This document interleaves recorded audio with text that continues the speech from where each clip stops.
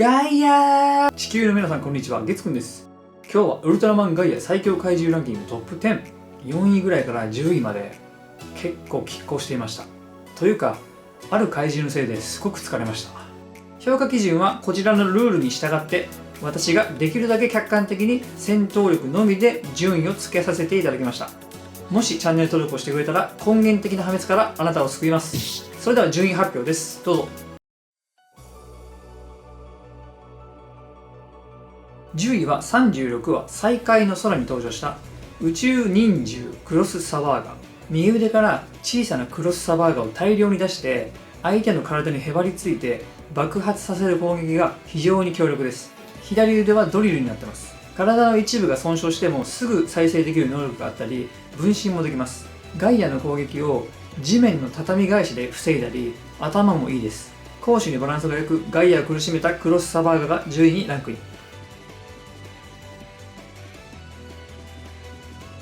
9位は37話悪夢の第4楽章に登場した超空間波動怪獣クイーンメザード。メザード、サイコメザードときて、このクイーンメザードが最終形態です。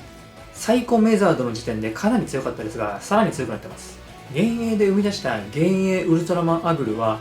アグル本人と遜色ない力を持っていて、幻影ウルトラマンアグルとクイーンメザード本体と2対1で戦わざるを得ない状況を強制的に作り出せます。シグの特殊弾がなければどうなっていたかわからないほどの強さを見せたクイーンメザードが9位にランクイン。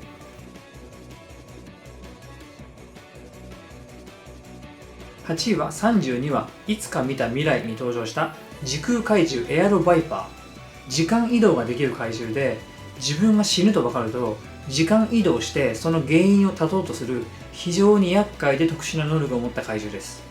戦闘中も危なくなったら時空間へ逃げ込めるので攻撃を当てるのがめちゃめちゃ難しいです。本体の強さはそれほどでもないんですけど、角が折れれば能力が使えなくなるという弱点に気づけなければ勝つのが相当難しいエアロバイパーが8位にランクイン。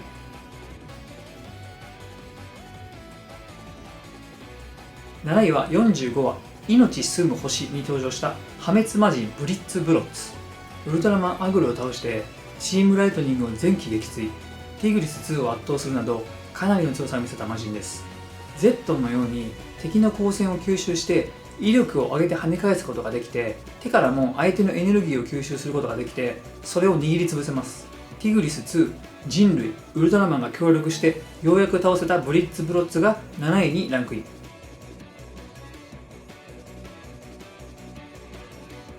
6位は48話死神の逆襲に登場した破滅魔人ゼブブ。頭の良さと右手の刀でウルトラマンアグルを倒した魔人。右手の他に左手からは鋼弾、触手で放電攻撃も可能です。全身に電磁波をまとって電磁バリアにすることができて、このバリアは光線技を跳ね返して打撃技も完封できます。ずる賢さも持ち合わせていて、目に電磁バリアが張れないことを見破れなければ勝つことが難しかったであろうゼブブが6位にランクイン。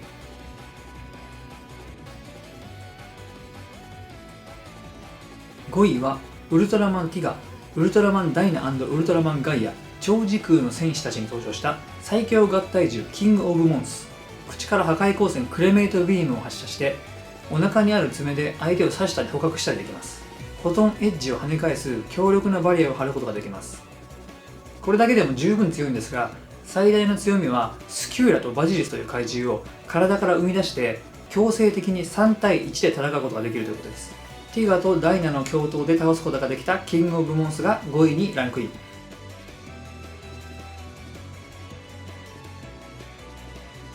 4位は42話ガム vs ガムに登場した精神寄生獣ビゾーム。両手の爪や手から出す光の剣、顔から発射する光線が強力で、体をバラバラにされてもフォトンストリームで破壊されても何度でも再生してくるしぶとさと高い戦闘力が武器です。作中圧倒的な強さを誇ってラスボス以外苦戦すらしていないウルトラマンガイアスプリームバージョンのライフゲージを点滅させて戦闘後にふらつかせるほどの激闘を繰り広げたビゾームが4位にランクイン。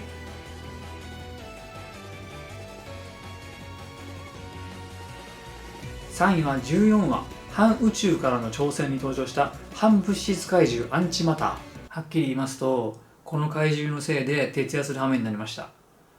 強さの判断がめちゃくちゃ難しくて、ちょっと何時間も考えたんで説明させてください。説明しますと、アンチマターの体は反物質でできていて、物質に触れると太陽系も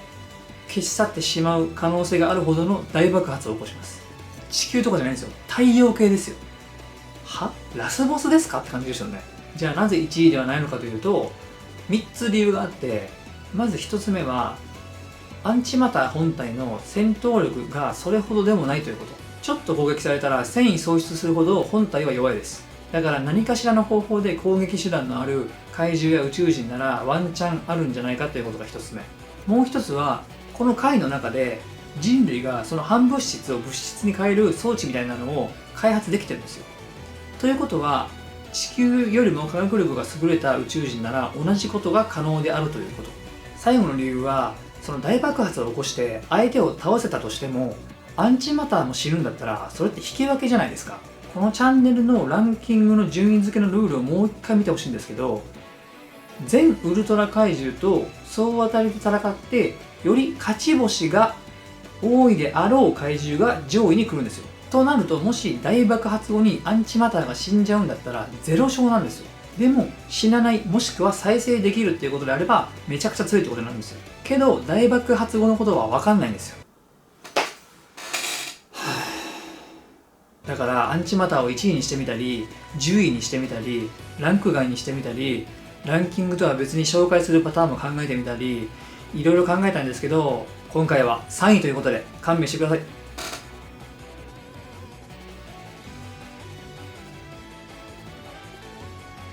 気を取り直して、2位はオリジナルビデオウルトラマンガイアよ再びに登場した根源破滅改新ガクゾム強化体。通常のガクゾムはそれほど強くはなかったんですけど、強化体になって能力が一気に上がってフィジカルも強くなって、相手の光線を吸収して打ち返す能力も身につけました。ウルトラマンアグルとウルトラマンガイアが2人がかりなのにもかかわらず圧倒してあと一歩まで追い詰めました。人類と2人のウルトラマンが協力して倒したガクゾム強化体が2位にランクイン。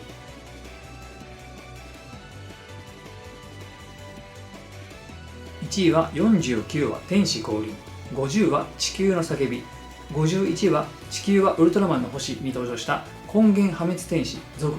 今回も第1形態と第2形態をまとめてランクインさせました。第1形態でアグルとガイアが苦戦していたカイザードビシを3体同時に瞬殺できるほどのスペックを持っています。ウルトラマンが2人がかりで触れることすらできずに完敗します。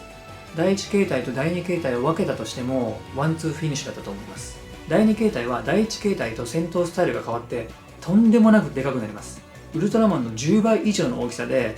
飛び道具主体の第1形態に対して第2形態は圧倒的なパワーでゴリ押すという感じです。